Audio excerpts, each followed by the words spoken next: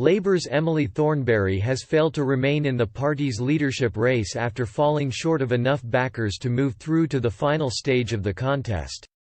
Despite a desperate last-minute scramble ahead of the midnight deadline, Ms Thornberry was unable to convince enough people to stay in the race. The shadow Foreign Secretary failed to win support from any trade unions or groups linked to party, so needed endorsements from constituency parties to make it through to the final ballot.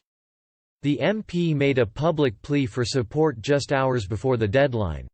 Pitching to be given her chance to put her message to the party's members, she said, "Nominate me to get the widest range of voices, skills and experience on the ballot." She said, "Labour members deserve to have the widest and best possible choice when deciding our next leader." Frontbenchers Sir Keir Starmer and Rebecca Long Bailey, along with backbench MP Lisa Nandy, had already made it to the next round.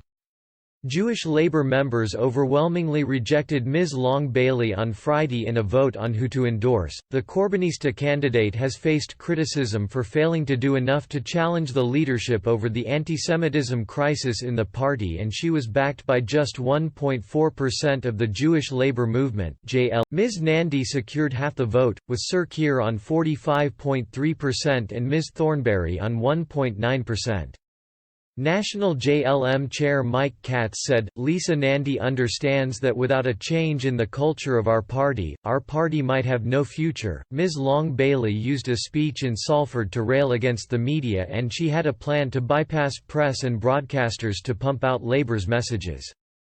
Journalists were not permitted on board Labour's campaign bus at the general election, and Mr Corbyn has been accused of dodging questions from right-wing newspapers at press conferences. Ms Long Bailey said that while journalists had a vital role to play in society, she argued that large sections of the media represent vested interests. "We won't just rebut factual errors in stories, but provide a counter-narrative about deliberate media efforts to hold back aspirational socialism." The hard left candidate also urged the party not to row back from the popular policies in its election-losing manifesto. She said, "Retreating from popular policies that provide answers to the crises facing our country is no route to victory."